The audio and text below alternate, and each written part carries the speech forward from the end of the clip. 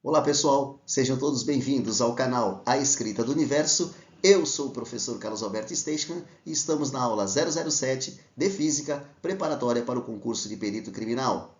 O tema desta aula é o efeito Doppler. O som precisa do ar para se propagar, precisa de um meio para se propagar, ao contrário das ondas eletromagnéticas. Quando uma lâmina é posta em vibração, ela provoca diversas compressões, um distúrbio vibratório que se propaga através de moléculas de ar. Então, sempre que uma onda sonora é produzida, um corpo está em vibração.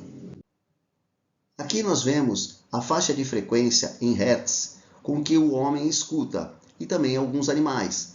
O homem vai de 20 a 20 mil Hertz. E alguns animais, por exemplo, o golfinho, de 150 a 150 mil Hz. Então, alguns animais são mais sensíveis ao som do que nós.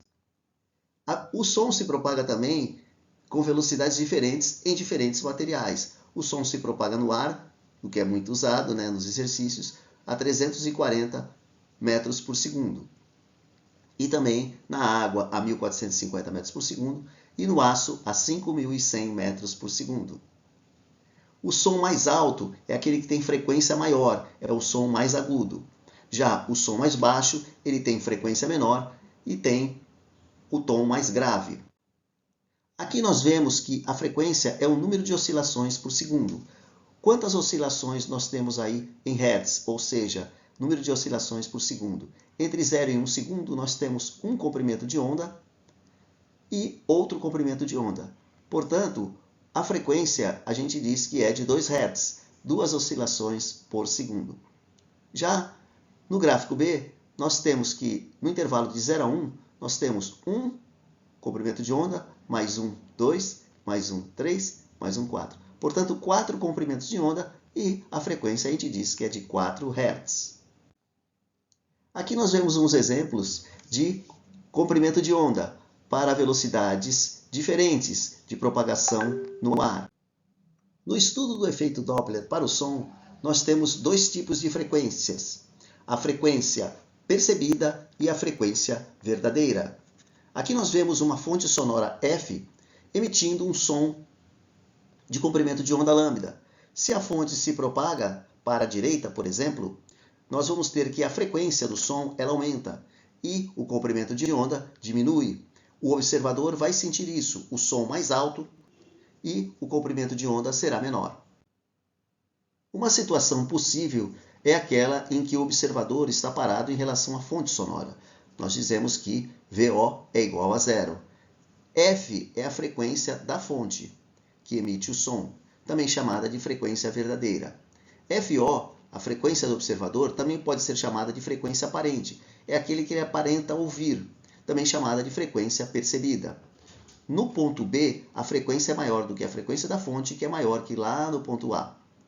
A fonte se aproxima do observador nesta situação, ou seja, ele ouve um som maior, com mais intensidade, com uma frequência maior. F, fonte, vai ser a notação que nós vamos usar aqui nos exercícios, e F aparente também. Apesar da gente poder chamar de outra anotação, nós vamos usar essas duas nos exercícios, ok? Nós vamos estudar um caso em que o observador está parado em relação à fonte. Então a gente chama de que a velocidade do observador é zero, VO.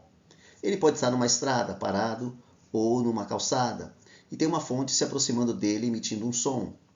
Ele vai observar uma frequência aparente, que é igual à frequência da fonte vezes, temos que abrir parênteses, a velocidade do som mais a velocidade do observador, caso ele fosse de frente, caminhando na direção da fonte, a gente teria que somar a velocidade do observador. Mas como ele está parado, a gente vai chamar que essa velocidade é zero. Mas se ele estivesse se aproximando, fonte e observador se aproximando um em direção do outro, essa seria a expressão. E devemos dividir pela velocidade do som, que a gente conhece, 340 metros por segundo, em geral é esse um número próximo disso, menos a velocidade da fonte, a velocidade da viatura, da ambulância, enfim, pode ser um desses valores. Agora nós vamos fazer uma aplicação daquela expressão que envolve frequência aparente com frequência da fonte. E também vamos trabalhar com a velocidade da fonte e a velocidade do som no ar. Ele diz o seguinte, que uma pessoa está parada na beira de uma estrada, ouve a sirene de uma viatura, que se aproxima com uma velocidade da fonte 0,1 da velocidade do som no ar. Então, a velocidade da fonte sonora é 1/10 da velocidade do som. Por especificação do fabricante, ele garante que a frequência desta viatura parada é 990 Hz. Obviamente, esse observador, como vê a viatura se aproximando dele, ele vai sentir um som muito mais alto, uma frequência maior que 990 Hz. Qual será esse valor? Primeiro, nós temos que escrever como se dá a velocidade da fonte com a velocidade do som. Nós sabemos que a velocidade da fonte é 0,1 vezes a velocidade do som. Essa é a primeira informação que ele dá. Agora nós escrevemos também a frequência da fonte, que é como se estivesse parado a 990 Hz. Mas qual será a frequência aparente? A relação é dada por essa expressão. Frequência aparente é a frequência da fonte, que ele deu, 990, vezes. Aí eu abro parênteses e divido a velocidade do som, já que a velocidade do observador é 0, velocidade do som dividido pela velocidade do som menos velocidade da fonte. Muito bem. Muito embora ele não deu nenhum desses valores, a gente pode resolver esse exercício da seguinte maneira. A gente escreve no lugar de frequência da fonte o valor que ele deu, 990 Hz. Velocidade do som eu não mexo, ele não deu. Mas eu sei que a velocidade da fonte ela é quanto? 0,1 vezes a velocidade do som. No lugar de V fonte, eu coloco 0,1 vezes V do som. Muito bem, é 1/10 da velocidade do som. Agora, quanto que dá a velocidade do som menos 0,1 vezes a velocidade do som? A velocidade do som está multiplicada por 1. Quanto é 1 menos 0,1? É 0,9. Então, acaba ficando desta maneira. 0,9 embaixo, no denominador, vezes a velocidade do som. Agora, V do som dividido por V do som, não importa quanto é a velocidade do som no ar. Não precisa. Na verdade, a gente pode cancelar. Todo número dividido por ele mesmo dá 1. Certo? Então, vai ficar 990 dividido por 0,9. Aí você vai dizer, nossa, como é que eu vou fazer esta conta? Na verdade, você multiplica por 10 em cima e embaixo. E vai dar quanto? 9.900 dividido por 9. A resposta desta razão é 1.100 Hz. Portanto, a resposta é a letra B. Muito bem. É um exercício muito interessante, propício para o concurso de perito criminal. Eu vou deixar esse exercício para vocês como proposto. Eu posso resolvê-lo numa outra oportunidade. Deixe também nos comentários suas dúvidas ou solicitação de exercícios. Eu espero que você tenha gostado da aula. A gente se vê nas próximas videoaulas. Um abraço a todos e até mais!